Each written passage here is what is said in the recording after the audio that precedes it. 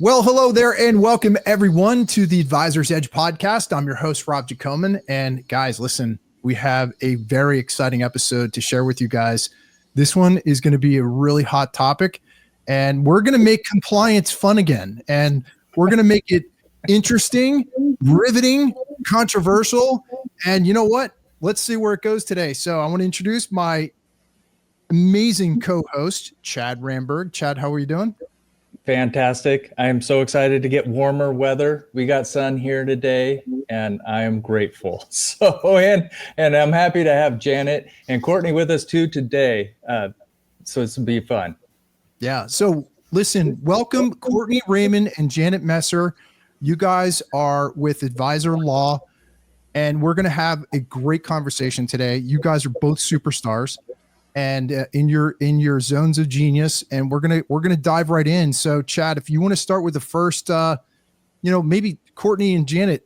Courtney, let's start with you. Share a little bit about yourself and the industry that you serve, the problems you help to solve, and we're all ears. Yeah, terrific. Happy to be here. I've been around in this space really quite a long time, maybe more than I want to say. Graduated from college in 1990 as the market was crashing from the S&L crisis. I went on to start my own headhunting firm and did that until the next crisis in 2008, when we saw a pretty big transformation of the broker-dealer space. And at that point, moved into the RIA space where I'm happy to say I found that the grass is greener 365 days a year. And so AdvisorLaw asked me to come on board in 2020 and help build the RIA division. Really, we are here to help people understand that there is better ways to do business than, straight broker dealer, and to enjoy the entrepreneurial and creative space that the RIA, landscape allows. So I am delighted to be part of AdvisorLaw's group here. Yeah. Awesome. Well, welcome. And Janet, go ahead. Yeah. So I appreciate you guys having me on today. I started off in banking a long time ago. I'm with Courtney. I'm not going to admit how long ago it was. I dipped my toes in tech for a little bit. But during the tech boom and crash, I was laid off, got back into banking, and sales weren't really my thing. So I merged into more of I was able to meet with some people and ended up in the broker dealer space. They ended up creating their own TAMP program and RIA. And I just continued to learn and enjoy the platform, enjoy working with the advisors and learning so much about compliance. I ended up meeting my current supervisor at my previous firm, and she brought me on and said, let's do this. Let's build out the outsourced CCO program with the RIA division, bring over my knowledge utilizing our platform Nexus. And here we are. I'm enjoying it. I'm with Courtney.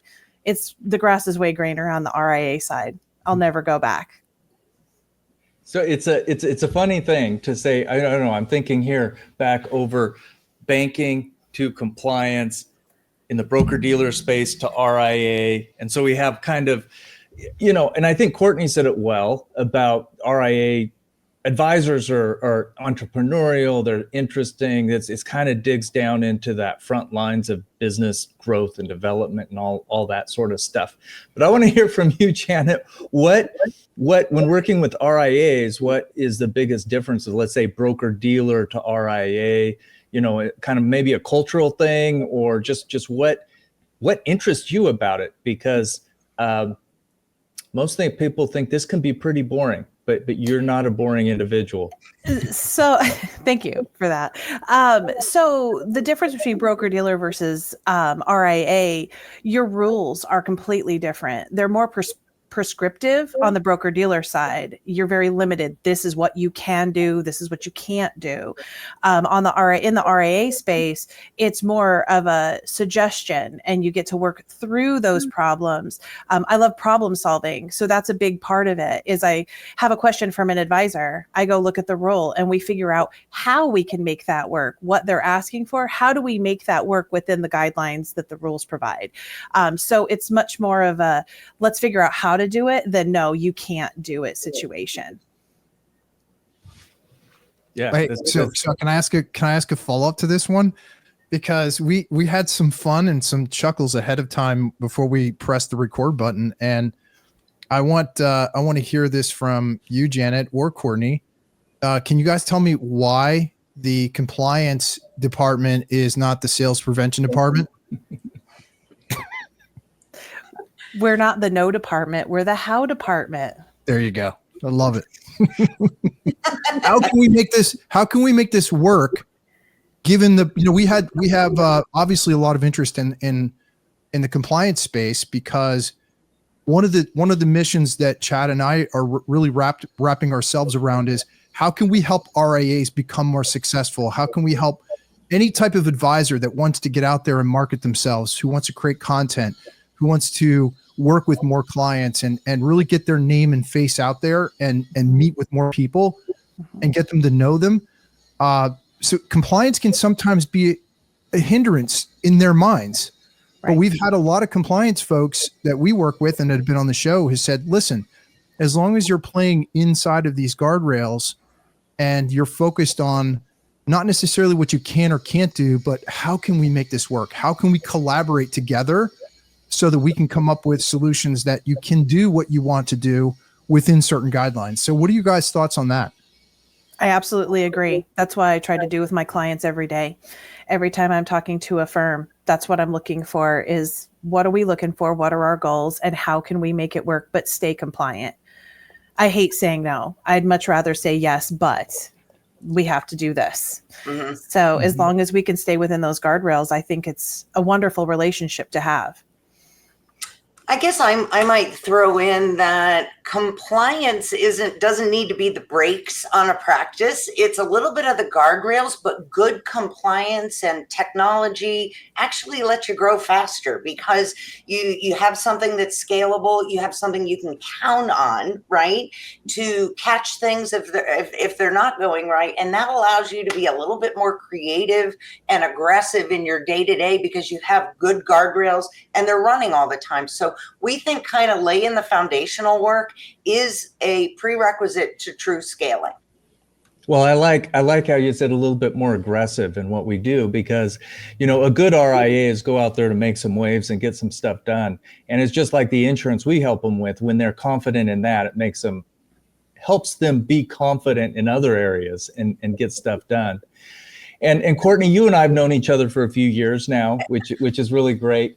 And one thing that strikes me about you from the beginning, you've been really passionate about helping advisors, RIAs specifically.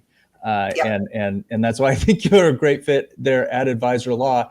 But I'm curious, what resonates the most with you with helping advisors? Because you've been the sort of person that when an advisor has a question, if you can help them or not, you help them get to the right place. And I'd love to dig into that just a little. Yeah, I think part of the synergy, part of the reason why I love where I work, AdvisorLaw, is because we don't just do the guardrails and the day-to-day stuff, but we're really up in the protecting the advisor's reputation. The most valuable thing that they have is the trust that they build with their clients, right? And a lot of advisors just don't understand how fragile their regulatory space is. You're one crazy client away from a bad result. You're a market downturn away from, perhaps a customer complaint that you didn't deserve. And so what we want to do is step in and help the advisors protect their practice, their operations, and their name, right? And so to preserve the thing that's most valuable, which is their fiduciary caring for their client base. And so this is really what gets me is that in the RIA space, it's all entwined, right? When you're in the broker-dealer space, maybe you got a reputation of your big firm. When it's your RIA, it's you, and it is more important than anything to preserve all the pieces, including what your frontward profile looks, public profile. And so I think that's where we get to bring it all together and offer comprehensive support for the whole practice life, like beginning all the way to the end. Yeah, what it really sounds like is the passion that the advisors have. You kind of match that passion. You come along there with them, and I think that helps us get there. Yeah. I mean, honestly, it's really exciting my favorite conversations are the broker dealer guys that are breaking off into RIA world, because their broker dealers have told them for decades, right? RIA world is complicated and risky and expensive, and it just doesn't need to be any of those things, right? And so part of it is just getting over the barrier of take a look at this. It's not, you don't need to manage yourself like your former wirehouse compliance division managed you. And therein lies the opportunity for growth, creativity. You know, it's so interesting. Chad, I saw a post the other day on LinkedIn about this very topic where, you know, I think we have to be really careful sometimes of what's misinformation or misleading stuff, because content that can happen with content. Sometimes people misinterpret things and they're like, hey, starting an RIA is like really challenging. Like, you don't want to do that. I saw that in someone's post recently, and I'd like to hear your guys' thoughts on what is the biggest challenge to overcome? If there was one big overarching thing that you would have some wisdom or insight to share with somebody who's thinking about making that jump, rather than thinking about it as this big mountain to overcome or this, it's so hard, what is the one thing that they could solve that could really help them get over that initial barrier to help them become more successful? All right. Well, Janet, you want to hop in? Go ahead. I mean, I do a lot of the initial discussions with breakaway teams, and what it turns out is that there's a lot of information. There's a ton of gray area. The rules change. And so I think that the most important thing is to have a filter, have a good partner that you can count on that's watching it for you, that's interpreting it for you. Because even if you're reading all this stuff, the interpretation of the gray areas really isn't something that, you know, is always simple. And so I think a good partner that meet you where the rubber hits the road. Can I do this? Should I do this? How do other people do this? Can we simplify it? I don't want to do it that way. Can we do it another way? The how instead of the you must, I think, is a critical part to kind of engaging the creativity from the advisors and getting them off to a good start. So I think the partnership in the beginning is the key, and the ticket to not getting overwhelmed by the massive amount of information and honestly different people's reads on it. So my view, a good partner makes all the difference and reduces the noise almost infinitely. Janet, do you have anything to add with that? That was exactly what I was going to say, is having a great partnership, having a compliance consultant who deals with a variety of different firms, deals with these, knows the rules, can help you out with that, and building that platform, which is a good, solid compliance, compliance program. Then you end up with a great platform to build off of. Once you know what you're going to do and how you're going to do it, then you can move forward and push past those barriers. Love it. Yeah, Janet, one of the things that you do with the clients, and we were talking about this as we were preparing for this, is you work as not only a compliance consultant helping out RIAs, but you're also, in some cases, outsourced CCO. That is correct. So when you're an outsourced CCO for a client, and I mean the level of complexity could go up. I mean, it's always important, but when you're kind of sitting in that role where you're helping these principals of the firm really guide them through those choices, what's the choice that they think is the biggest, toughest thing? And you're like, oh no, we got this for you. We're going to help get you through that. Can you give me an example of maybe where that's come up for you and how it's really simplified it for the advisor? Just managing the entire program, reviewing their policies and procedures, making sure that things are getting done, the boxes are getting checked.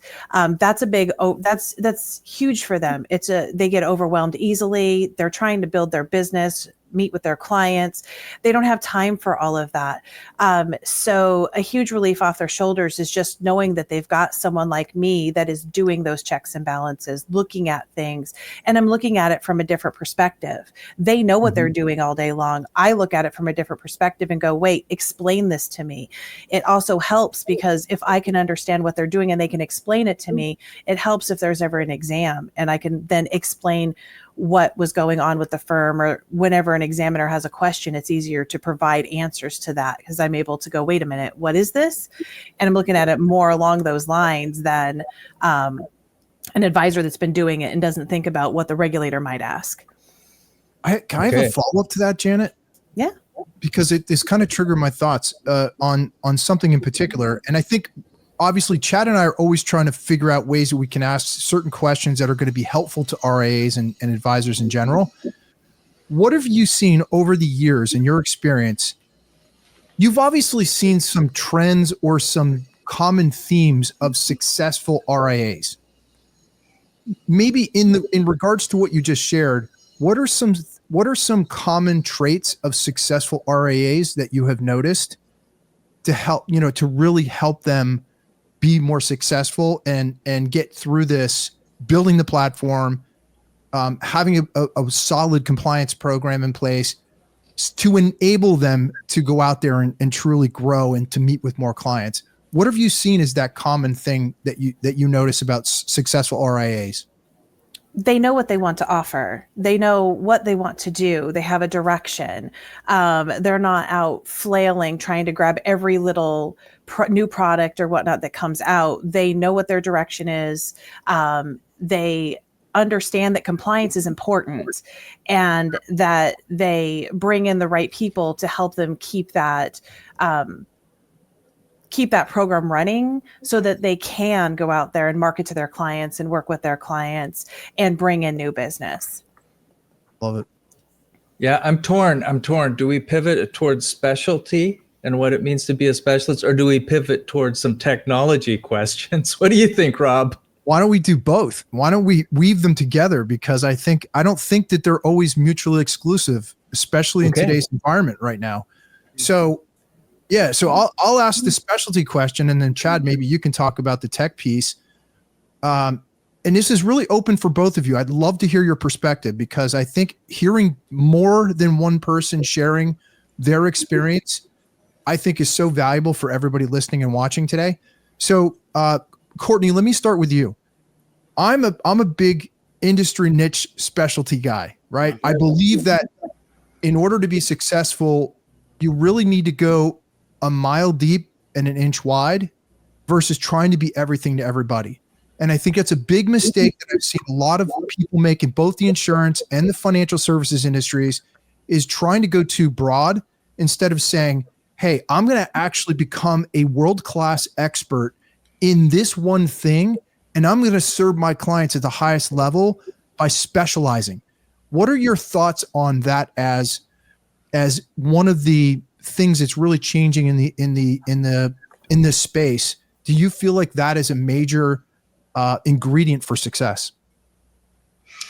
I mean, I'm going to say yes, right? The specialists, they're always the best at what they do. They're the superlatives. It's easier to bring in new clients if you're the go-to guy or gal on this or that, right?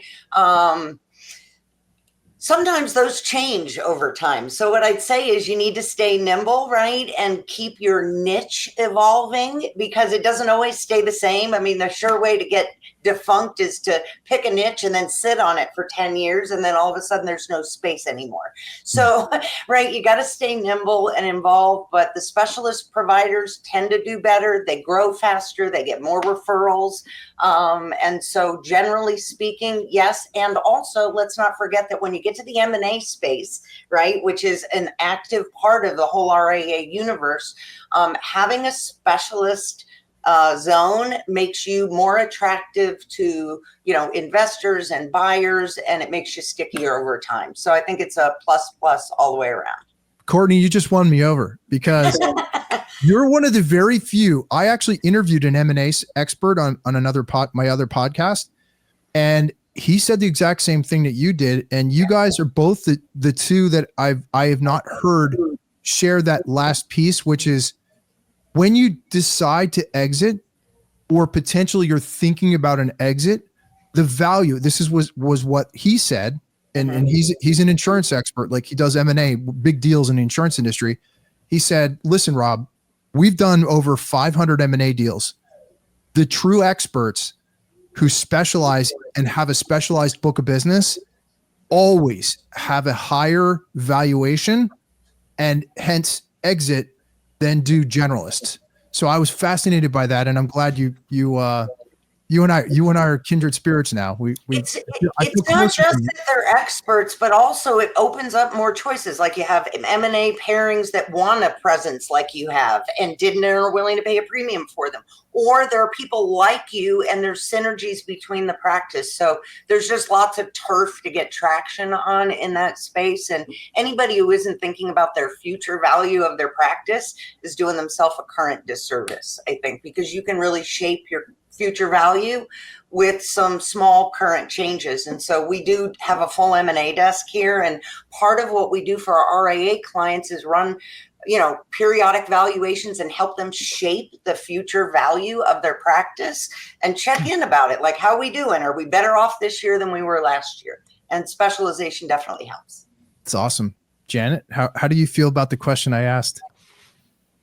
I agree with both of you. As I was saying before, that finding that niche, it helps you grow. It helps you build that book that you want to book. And it prevents you from having a bunch of shortfalls when it comes to your compliance. If you dabble in this and you dabble in that, then you're not a specialist in any one thing. So there might be a rule that you're not thinking about, or there might be something out there that you just don't know about.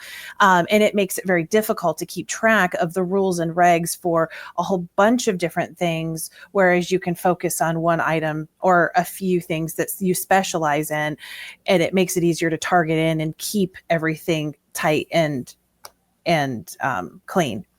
It's that is you. Okay. So now you won me over there because you had a different perspective. And this goes back to Chad and Box Professional, for example.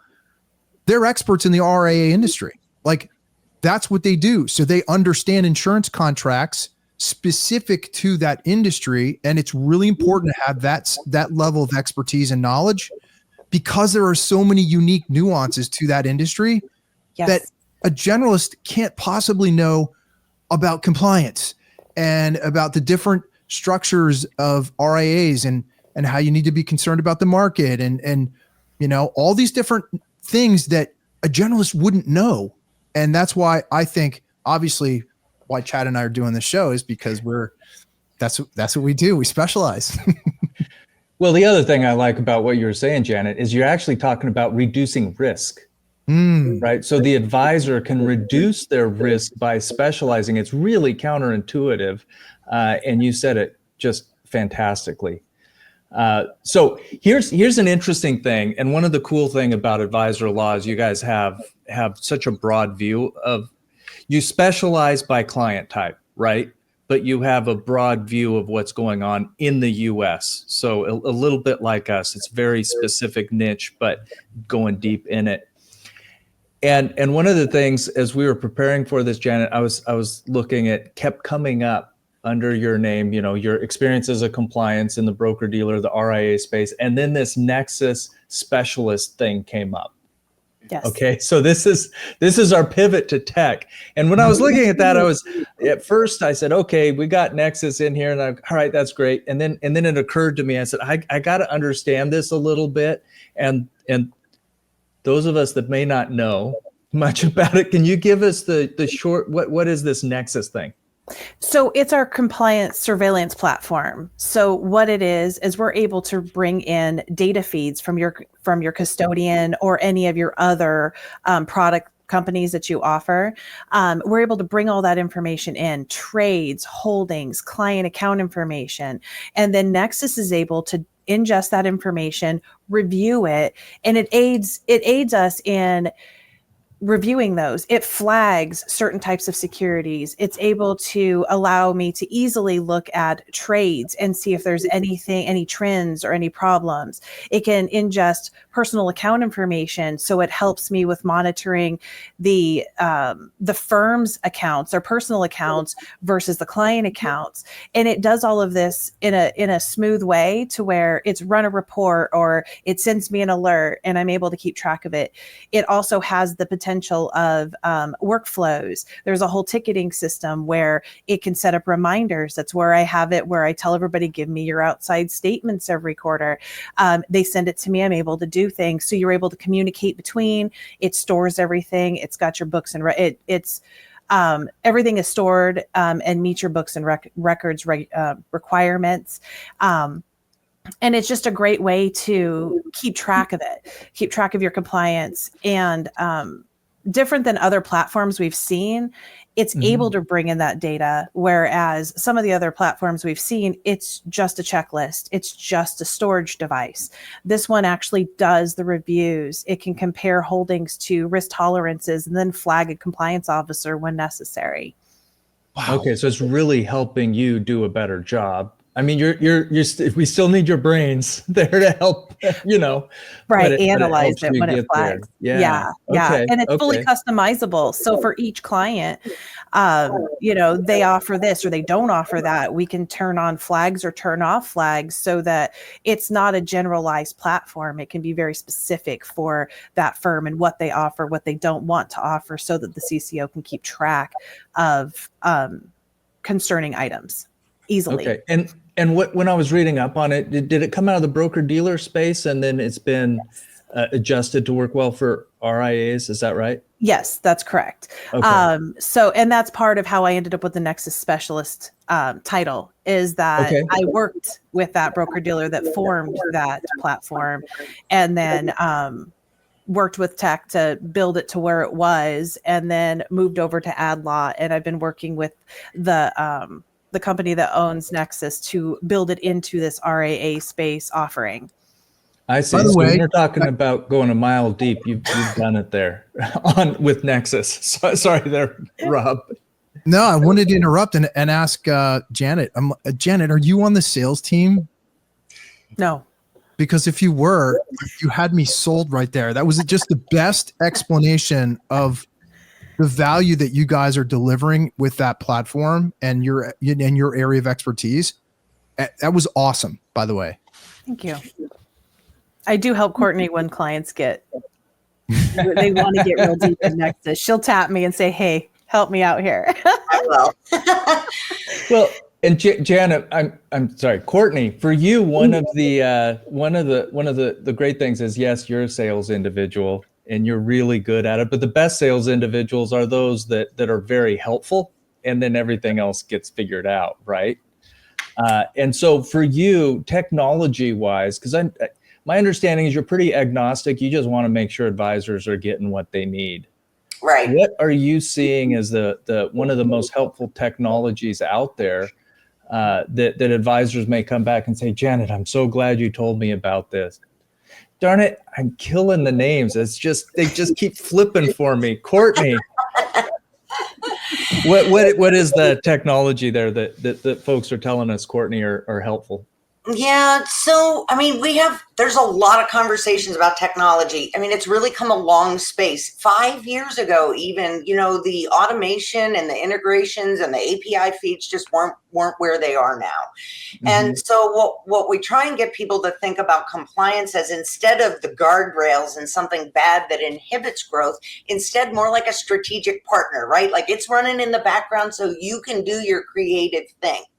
So, there are pluses and minuses on AI, but there are spots for AI, to assist in like automation of data and things like that. So we're seeing some new innovators in that space. They look really promising. They're not meant to run without human support, like you still need the humans, but just the pace of innovation in the technology space is amazing. So you can get not just the pretty stuff, forms, the reminders, but also it'll do the work for you and then easily document it up. So that makes kind of everything easier on the back end. So what we try and say is, like, good technology lets you be you, because it's running in the background, like a keel, right? Just keeping the ship level and letting you know if something isn't right. And so we think that helps growth. So all tech.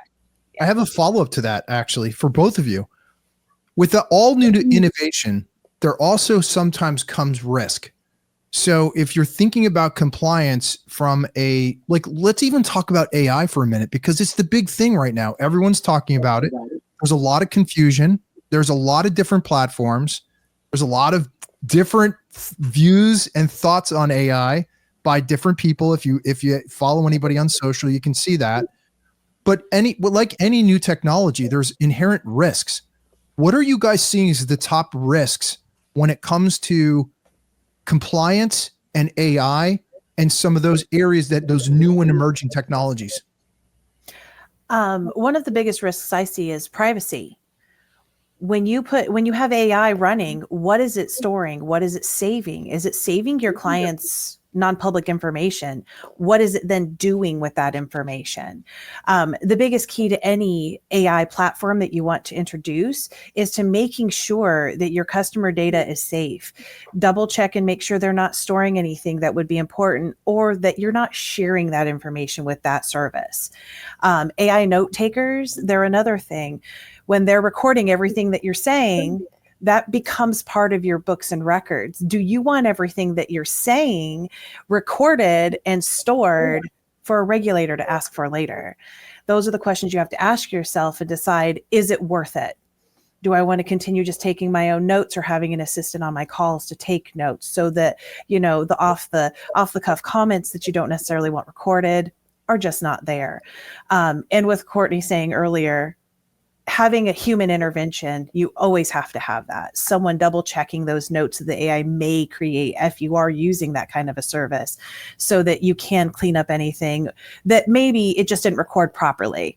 Because I don't know about you guys, Siri doesn't understand me half the time. My talk to text is always a mess. So who knows what these AI, they're a little bit better now, but you never know what it might record, and it's just not true. I'll tell you what, I could see Chad when I asked that question. He's like, oh my gosh, it's right in my wheelhouse, what you just shared. And he's over there salivating because, well, I mean, truth be told, that's one of Chad's area of expertise, is in these very things that you're talking about, because there are some risks to client information, client data, privacy, and all that kind of stuff. And that's something that you have to have as part of your strategic plan, and be able to understand, like, how does it fit into our goals and our vision and our compliance program? That's right. It's one of those things. What we're going to do here, Rob, is we're going to go ahead and hold that for later. Okay. That was my cue. I know. I love it, actually. And I would love to go deep in it. The problem is I could just keep talking and talking about that. And Courtney and Janet are so much fun. I'm sure we could have a lot longer. Unfortunately, we do have limited time. So what we're going to do is kind of talk about and the reason we like to ask this question, and it's something that we ask most of our guests in one way or another, is to understand. Now, both of you have, I think, a lot more years to help out. At least I hope you do, because we need your help. But when you're looking back over your life, and it could be on a personal side or professional side, let's say, oh, this is Courtney. This is what she was all about. This is why she was here. Or Janet is like, we love Janet because X, Y, Z, or, what is that? I'd love to hear from you what you want to be known for. Go ahead, Janet, you go first. I want to be known that for just caring, for wanting to be there for people, and whether it be personal or in my business relationships. I care about how their firms are doing. I care about them succeeding, and using my skills to help them succeed and make them grow in their business is huge. So just ultimately, I want people to think of me, to look back and say, she cared about my business, or she cared about me personally, and she wanted to make sure that things were the best they could be. That's great. Yeah. We're always trying to get better, right? Yes. So for me, I mean, I've been around a long time, and I've been kind of through the industry in a pretty broad space. And so for me right now, a lot of my passion is helping people understand things are not as complicated and risky, and just trying to pull the pieces together of what a career trajectory looks like. What does it look like to change gears? How, yes, it's scary, but is it really frightening, right? And so I think the bringing together of information in these pieces really reduces the anxiety. And this is sort of my passion. Is you thought it was this, but I'm telling you, it's really not. And let's talk about it. Or you thought you could only go there, but today you have 4 choices of where what direction you can head in.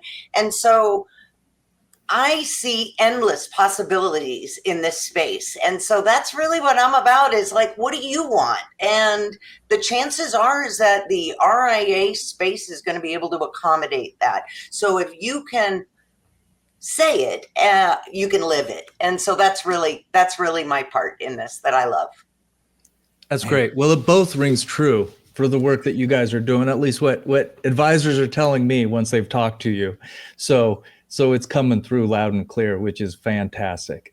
It's like, Chad, how many episodes are we in now? And oh man, I think we're maybe 20. I don't know, somewhere around 20 there. to 25. We're racking them up. I will say this. First off, Courtney, I have to tell you, both extremely inspirational. Like, I got fired up listening to both of you because, like, and I'm a spring chicken. I've been doing this a long time. Chad's been doing this a long time, but I have to tell you this. No one ever talks about money or fame or wealth or anything like that. When we ask that question about what do you want to be known for, everyone typically talks about the same thing: being of value or helping others, and being selfless. And both of you had not the exact same answer, but it was around that theme of just being service to others and doing it with excellence. And I think that's what I got from both of you. And I'm so grateful. Courtney, like, I was ready to run through a burning building listening to what you just said, because it's so positive. It's such an uplifting message. It's what I think we need to hear more of in all of business, in all of the world. We need to have more hope and inspiration and encouragement. Like, hey guys, listen, it's going to be okay. It's not that complicated. It's actually really simple. And if you keep it simple, you're going to be more successful. Yep. And I think that's the message I got from you. And that's, that's super inspiring for a lot of people who are listening or watching today. So thank you for that. Sure. Yeah. Thank you for taking the time today. I've really enjoyed this. And we've started this journey, and we're going to have many more. So we're going to have you back on, cause it's going to be some interesting years ahead. Yes, it will be. So listen, through this year, right? Well, yeah, we'll get through it. We'll get through it. I was going to say the next couple of years is going to be a very interesting ride. Let's see what happens. Listen, we are so grateful and honored to have both of you on our show. I mean, Chad, you could not have picked a better lineup here, and 1-2 punch. So we're just super grateful that you guys took the time to come on and share your thoughts, share your insights, share your inspiration. It's truly, to me, it's moving to me to work with people like yourselves. And so we're very honored. So how can people, if they want to learn more about AdvisorLaw, or they want to reach out to each of you individually, what's the best way to reach you, Courtney? You can reach me. You can come to our website, right? AdvisorLawyer.com. And then you can read about all the stuff we do. There's a contact me link in there. So just drop something in. I'm always back to people same day. So if you want to talk, I'm easy to reach. Awesome. Doing it too. How about you? Same here. Exact same way. All our bios and everything are out there. And there's specifics about what we do on the outsourced compliance officer side, plus all of the other offerings that AdvisorLaw has. So you can go out there, see what we offer, and then contact me. Plus my email address and phone number on the site too. Awesome. And they're displaying for all of us here. I know, that's one of the sharpest. That's the coolest thing ever. I wanted to compliment you guys. It's like, man, that's the best advertising. So listen, thank you again so much. I'm actually 100% sure that at some point you guys are going to be back on again and share even more insights, because obviously the compliance area is evolving AI is evolving, technology is evolving, the way people grow and build and scale their businesses is evolving and changing with time. So we're gonna be honored to have you guys back on again. So guys, listen, if you got value from today's show, please like and subscribe.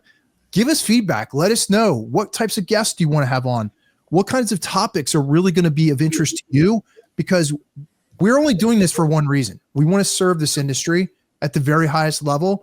And if we can bring on guests, if we can have topics that are really interesting and stuff that you want to hear from us, we are all ears and we welcome all of your feedback. So have a great day. We'll see you on the next episode of the Advisor's Edge podcast. Take care, guys. Thanks for having us. Thank you.